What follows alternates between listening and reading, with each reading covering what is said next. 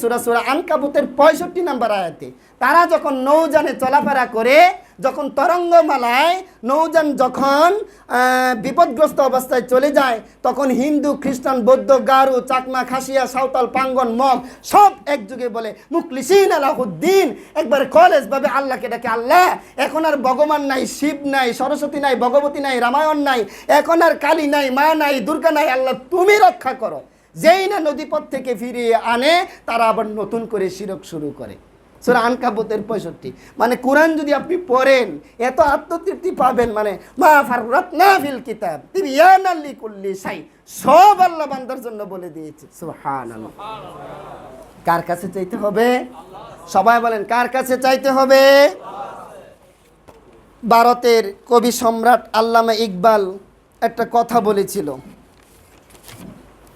সেটা হচ্ছে রাসূল আকরাম সাল্লাল্লাহু আলাইহি সাল্লাম বলেছে, যখন তুমি আল্লাহর কাছে কিছু চাইবে, ফাসআলুহুল জান্নাতুল ফিরদাউস, তখন তোমরা জান্নাতুল ফিরদাউস চেয়েও।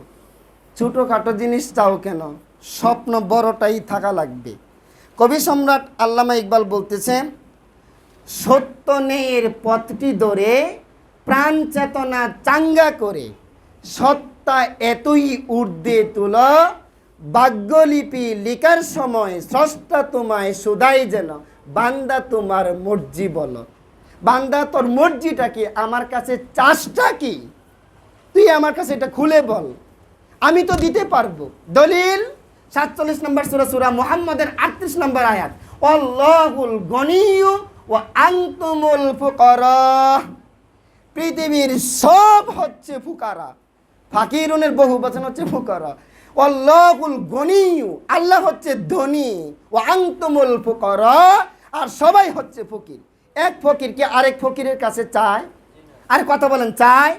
5 ফকির দেখবেন বাঘ হয়ে যায়, এই তুই কিন্তু ব্রাহ্মণখালী গ্রামে ডানে ঢুকবে, আমি বামে ঢুকবো, আমি পশ্চিমে ঢুকবো, তুই পূর্বে ঢুকবে। সন্ধ্যাবেলায় এক জায়গায় এসে কিছু একটা খাওয়া হবে, সব এক জায়গায় করা হবে, বাঘ বাটোরে নিয়ে যাবে। এক ফকির আরেক ফকিরের কাছে চায় না।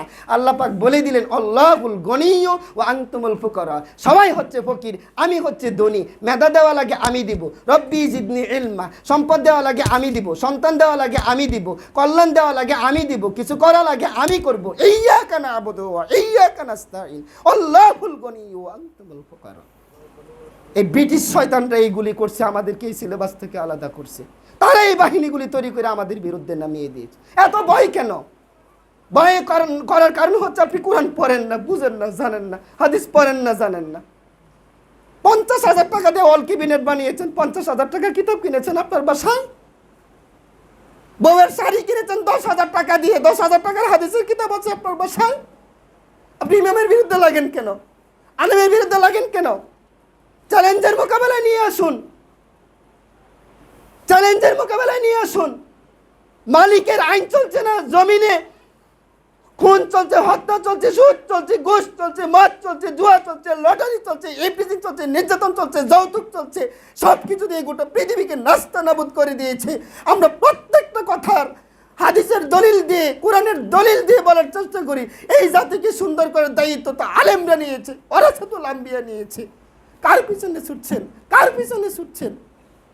সম্মানিত মুসলিম কেরাম, কবি সম্রাট আল্লামা ইকবাল এই কথাটাই বলেছিল, সত্য ন্যায়ের পথটি ধরে প্রাণ চেতনা চাঙ্গা করে সত্তা এতই ঊর্ধ্বে তোলা, ভাগ্যলিপি লিখার সময় স্রষ্টা তোমায় শুধাই যেন, বান্দা তোমার মর্জি বলো, কি লাগবে আমার কাছে বল।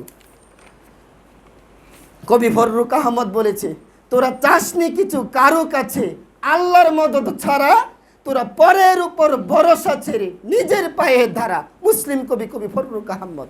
আরেকজন কবি বলেছে, দৈন্য যদি আসে আসুক, লজ্জা কি বা তাহে, মাথা উঁচু রাখিস সুখের সাথী মুখের পানে, যদি নাহি চাহে ধৈর্য ধরে থাকিস, রুদ্র রূপে তীব্র দুঃখ যদি আসে নেমে, বুক ফুলিয়ে দাঁড়াস, আকাশ যদি বজ্র নিয়ে মাথায় ব্যঙ্গে পড়ে, উর্দে দুহাত বাড়াস।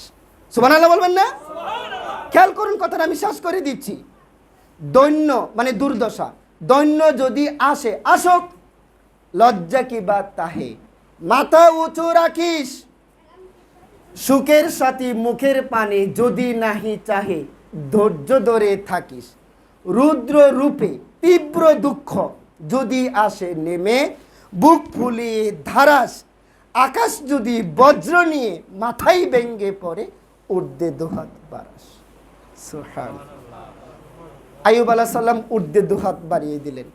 ইউসুফ আলাইহিস সালাম কুয়ার ভিতরে ছিলেন, বাড়িয়ে দিলেন। জালখানার ভিতরে ছিলেন, বাড়িয়ে দিলেন। আসিয়া বলেছে রব্বিবনি বাইতান ফিল জান্নাহ ওয়া নাজ্জিনি মিনাল কওমিজ জালিমিন, আল্লাহ তুমি আমাকে রক্ষা করো, জান্নাতে তোমার কাছে আমার একটা বাড়ি দাও। সুমাইয়া রাদিয়াল্লাহু তাআলা আনহার উপর যখন নির্যাতন চলছিল, আল্লাহ রাসূল বলেছিল ফাসবির, ধৈর্য ধারণ করো, ফা ইন্না মাউইদুকুমুল জান্নাহ, তোমাদের জন্য জান্নাত অপেক্ষা করছে। আল্লাহর দিকে দুটি হাত বাড়িয়ে দিতে হবে। সুতরাং আজকের আলোচ্য বিষয় থেকে আমরা যেটা নিতে পেরেছি সেটা হচ্ছে ইয়াকা না'বুদু ওয়া ইয়াকা নাস্তাঈন। প্রিয় ভাইয়েরা আমার, আল্লাহর জমিনের মুজাহিদ ভাইয়েরা আমার, সবাই দিন দরদি ভাইয়েরা আমার, আমরা কি আজকে এই আয়াতটা বুঝেছি? সবাই বলেন বুঝেছি। আমরা কি কোনো মাজারে, এমপির, কোনো রাষ্ট্রের কাছে জীবনের কোনো ব্যাপারে ধর্ণা দেব? আমাদের সমস্ত চাহিদা, আকুল আবেদন কার কাছে নিবেদন করব? এক আঙ্গুল আকাশের দিকে উঁচিয়ে বলুন কার দিকে? সবাই এক আঙ্গুল আকাশের দিকে উঁচিয়ে বলুন কার দিকে? তিনি আমাদেরকে সমুদ্রের ভিতর থেকে রক্ষা করতে পারেন, তিনি আমাদেরকে মহাশূন্যে রক্ষা করতে পারেন, তিনি আমাদেরকে জলে স্থলে সর্বত্র রক্ষা করতে পারেন। এই ডিক্লিয়ার আমরা প্রতিদিন 5 বার প্রতি সলাতের প্রতি রাকাতে দিচ্ছি। আমাদেরকে এখান থেকে যে সরাতে আসবে, যেইভাবে সরাতে আসবে তারাই দুনিয়া থেকে সরে যাবে। কথা কি ঠিক নয়? আল্লাহ আমাদেরকে কবুল করুক, বলি আমিন।